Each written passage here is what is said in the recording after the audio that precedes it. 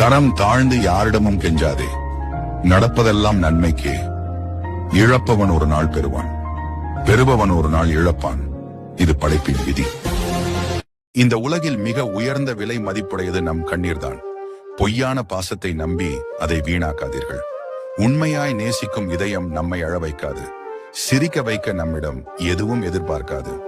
அந்த உண்மையான உறவு கண்ணீரை விட மேலானது.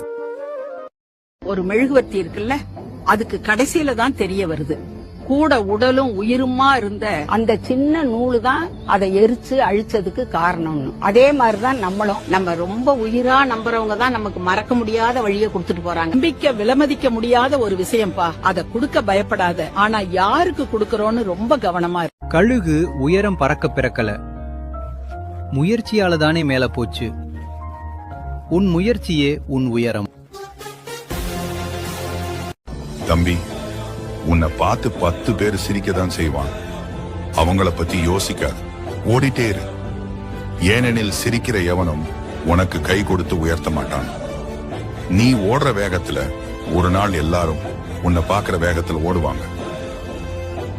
இந்த உலகம் உன்னை இங்க மண்டியிட வைக்கும், அவமானப்படுத்தும். நீ நான் ஒரு பெரிய ஆளே கிடையாது. வாழ்க்கை உனக்கு பாடத்தை கத்துக் கொடுக்கும். நீ அதை எவ்வளவு அடிச்சங்கிறது பெருசு இல்ல, நீ எவ்வளவு அடி வாங்கினங்கிறது தான் முக்கியம். என்ன வாங்கினாலும் நீ போய்கிட்டே இருக்கணும். இப்படிப்பட்ட தடைகளை தாண்டி நீ முன்னேறணும். அப்பதான் உன்னால ஜெயிக்க முடியும். நாம் துன்பம் படுவதற்கு முதல் காரணமாக இருந்தவர்கள் ஒரு நாள் நமக்கு அனைத்து இன்பத்தையும் கொடுத்தவர்கள் தான். தொந்தரவு செய்யும் அன்பு ஒருபோதும் பொய்யாக இருக்காது. ஆனால் அது போன்ற அன்பைத்தான் இங்கு யாரும் நேசிப்பதும் இல்லை, புரிந்து கொள்வதும் இல்லை. ஒரு உண்மையான அன்போட எதிர்பார்ப்பு என்ன தெரியுமா? பணமோ பொருளோ கிடையாது. பாசத்தோட ஒரு பார்வை, அக்கறையோட 4 வார்த்தை, எங்கேயுமே யாருக்கிட்டையும் விட்டு கொடுக்காத ஒரு அன்பான ஒரு வாழ்க்கை, அவ்வளவுதான்.